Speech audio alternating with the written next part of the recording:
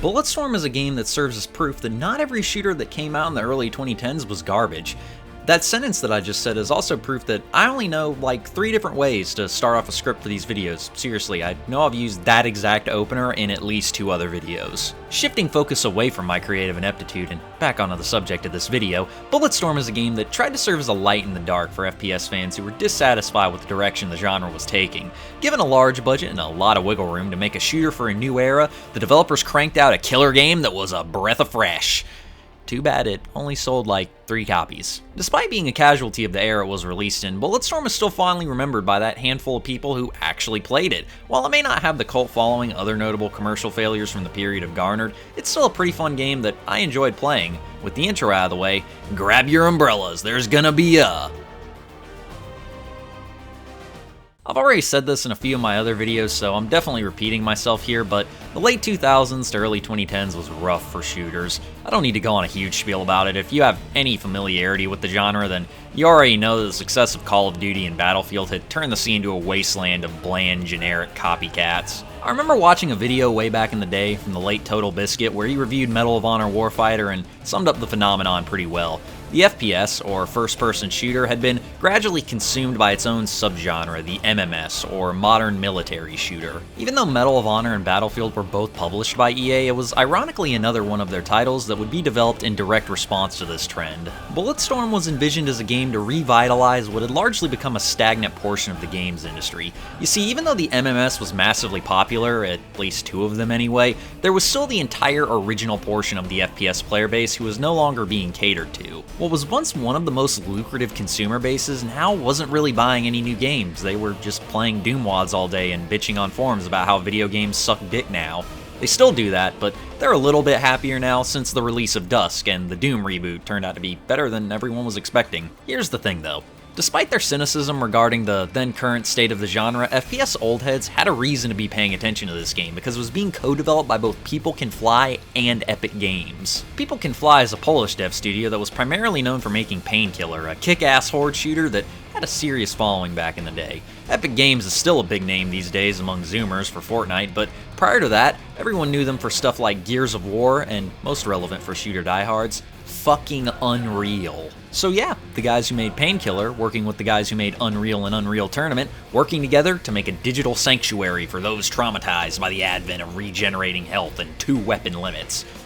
Ignore the fact that this game actually has both of those things. While I would hesitate to call it old school or throwback, there's definitely a bigger emphasis on fast-paced gameplay and challenging combat than there was in pretty much any other shooter of the period. The marketing highlighted this as well, with a short browser game being produced by the devs called Duty Calls that's about as on the nose as a fucking zit. If I had to guess, I would say that the design goal here was to make something to bridge the gap between the old and new shooter audiences. While there's a lot of stuff here that is clearly supposed to appeal to old-timers, the big scripted set pieces, more linear level design, and handful of gameplay concessions feel like attempts to goad COD refugees into exploring more of the genre. Sad to say, but it didn't work. Despite some really good reviews and positive player reception, Bulletstorm sold like contraceptives in Appalachia. If I had to guess, probably because it had games for Windows Live, which everyone hated, so that dissuaded the hardcore audience, and the casual audience didn't care because it was 2011 and Modern Warfare 3 and Battlefield 3 were on the horizon. For my part, I was a sophomore in high school when this game came out, and I don't remember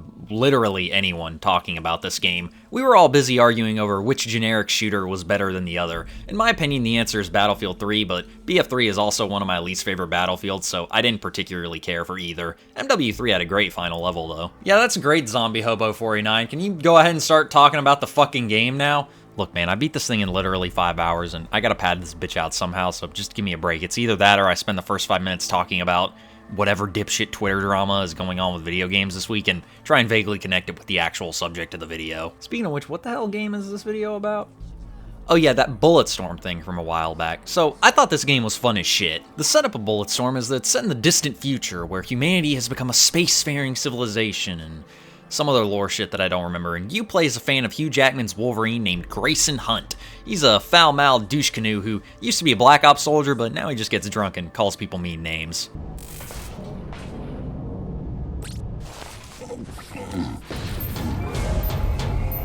Oh, cocksucker.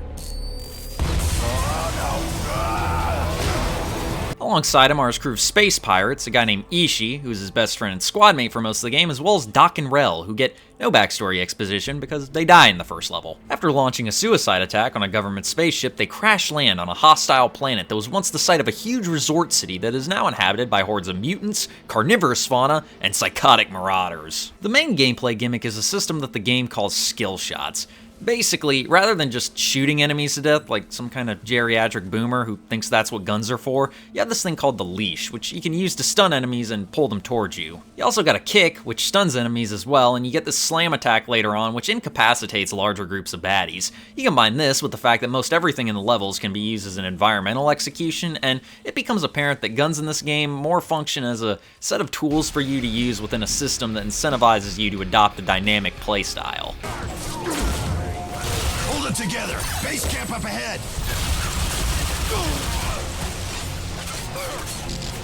Each gun has a very specific use and role within the arsenal. The first weapon is the carbine, which has a sort of underpowered primary fire that is mostly for weakening enemies, along with a secondary fire that shoots all 50 rounds at once and vaporizes whoever it hits. God damn. Second gun is a revolver. Primary fire does exactly what you would expect it to do. I found this one most useful in combo with the leash, scoring easy headshots on enemies while they were frozen. The secondary fire is a boss killer. It shoots out a fucking rocket that does what rockets do. I want to repeat, this is a revolver that also fires rockets, and this is how the West was really won right here. Third weapon is this thing. I don't know what the fuck it's called, but it fires two bombs attached to each other by like a metal wire or something, which traps enemies and then blows them up. All fire is these exploding razor flails that bisect enemies across the waist and blow up anything around them. I was a fan of this thing. The shotgun in this game is an odd duck. At first I thought it was kinda shit, but again, guns are tools in this game. It's a quad barrel that's main use is to push enemies into hazards on the map, which allows you to flow through firefights in a more fluid and smooth fashion. All fire here is this fucking death ray that just incinerates anything on your screen, pretty much. The sniper rifle is probably the most situational gun in the game. When you use the primary fire, you can steer the bullet into your target, and the secondary is pretty much the same, except the difference is that you can steer the body of the enemy you hit and then blow it up, which is just a magical experience. The grenade launcher is when you can really tell if these devs are fucked up in the head. The primary is just a grenade, it's fun, but nothing unique. The secondary, though? Oh boy, it shoots out a grenade that turns into an exploding bouncy ball of death. Lastly is the penetrator, which is basically a giant nail gun. It's pretty cool, but you get it so close to the end of the game that I didn't really get a lot of time with it. I can't even remember what the secondary is. Alright, that was an overwritten description of each and every corner of this game's arsenal. On to the story now. I'm not going to do a play-by-play summary of my run through this game, mostly because I don't want to get bogged down in a specific video structure, and this game is short enough to where I don't really feel the need to. The characters I was into, they're clear parodies of shooter protagonists from that era. Overly crass, curse a lot, big burly buff dudes. Apparently reviews didn't like the writing, and I'm not sure why. I thought it was a pretty funny satire on the excesses of the genre. Nice view. Wanna make out? Just two gruff, military-hardened dudes sitting in an elevator, snuggling out their woes in a totally hetero way. Huh. Jennifer Hale's character in particular is pretty funny. There's a part where she calls you that word you're not allowed to say on the internet, and also this line, which was pretty great. Yeah? Go fuck yourself! You shitpaws give chase, I will kill your dicks! What? What does that even mean? You're gonna kill my dick?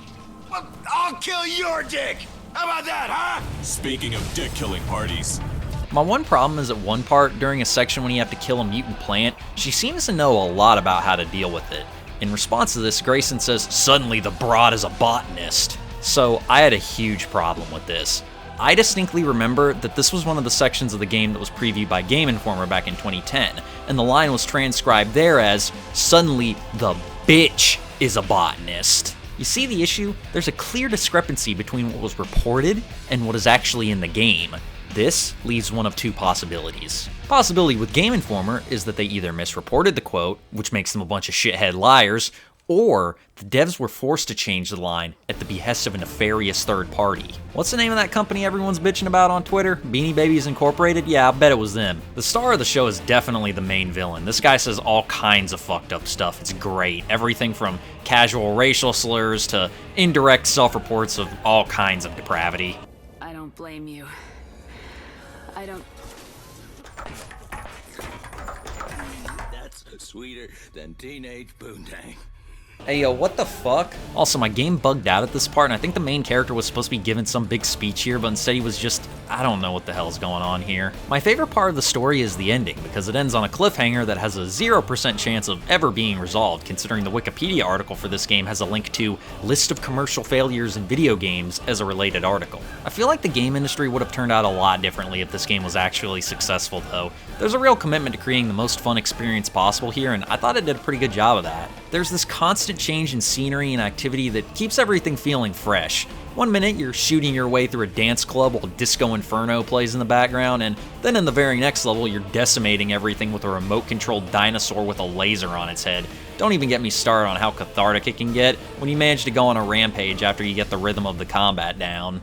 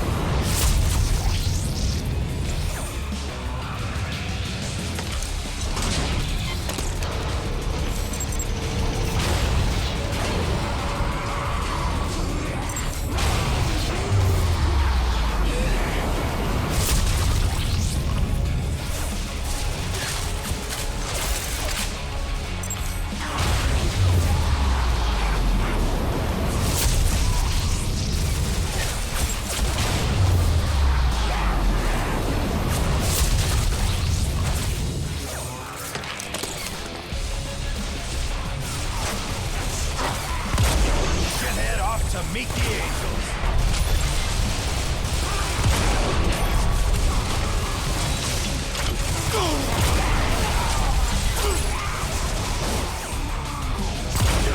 Chunky style, right here.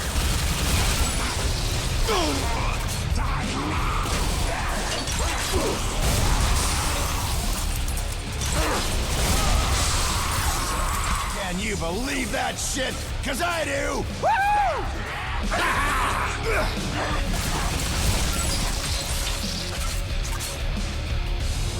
I fucked up at the end with the kicks there, but I thought the rest of that was pretty cool. My only real criticism of this game is its length. I beat it in 5 hours as stated earlier, which is kinda goofy for a game that used to be $60. There's some definite replay value though with these challenge maps called Echoes and like a New Game Plus mode as well. The New Game Plus is goofy to me though because the point is that you start out the game with every weapon and also can carry the entire arsenal instead of only 3. Like, why the fuck isn't it just like that to begin with? Why would you gate that behind an initial playthrough? That's one of the most bizarre unlockables I've ever seen in a game. Weapon limits in most shooters are stupid. Why not just let me carry everything by default? What fucking buffoonery is this? There's also a DLC which lets you play through the game as Duke Nukem, complete with John St. John returning to do the voice. I guess this is funny, but you have to pay like $5 for it, plus I can imagine it'll just make you wish they would go ahead and do a new Duke Nukem game. I know some people think that's not possible in the modern day, but that's a discussion for another video. I had fun with Bulletstorm, and I'm sad that the game didn't really take off in any significant way. Since the release of this game, People Can Fly has done a few smaller projects, with the biggest being Outriders, a third-person co-op game that kinda died before it could ever really take off. Epic is, of course, basically the Fortnite studio now, and I doubt they have any intention of doing anything else in the foreseeable future. They even delisted all of the Unreal series from digital distributors, which is yet another example of the industry not giving a single fuck about preserving its own output, which is depressing, but par for the course. Apparently, People Can Fly is working on a shitload of unannounced projects right now that we don't know much about other than codenames. We don't know dick about any of them, except that they're apparently being made in collaboration with Square Enix, Microsoft, Sony, and Take-Two Interactive. From what little we do know, the thing with Sony is apparently a sci-fi game, the Square Enix thing might not pan out and will probably get canceled, the Take-Two thing might have already fallen through, but I found some contradictory stuff on that front. Plus, just 2 months ago, they laid off 30 people and it's not known which game they were working on. I don't know about anyone else, but 5 games seems like a lot to have in the pipeline, so I hope they're not overextending themselves and draining their own resources. Who the fuck am I kidding? That's probably exactly what's happening.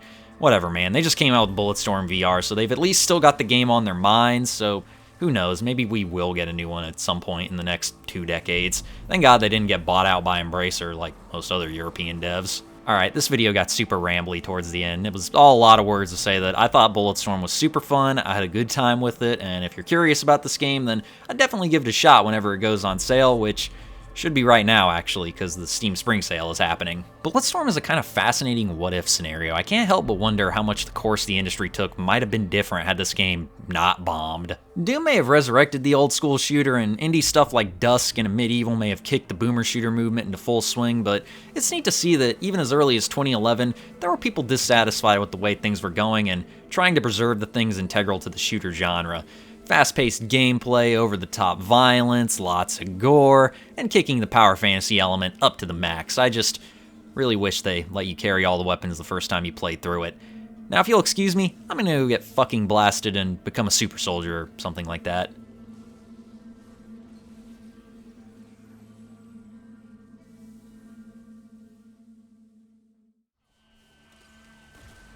Hey everybody, if you made it this far into the video, I just want to say thanks. It means a whole lot. Don't forget to like, comment, subscribe, all your standard YouTube outro stuff that you always hear. And other than that, I'll see y'all in the next video. Goodbye.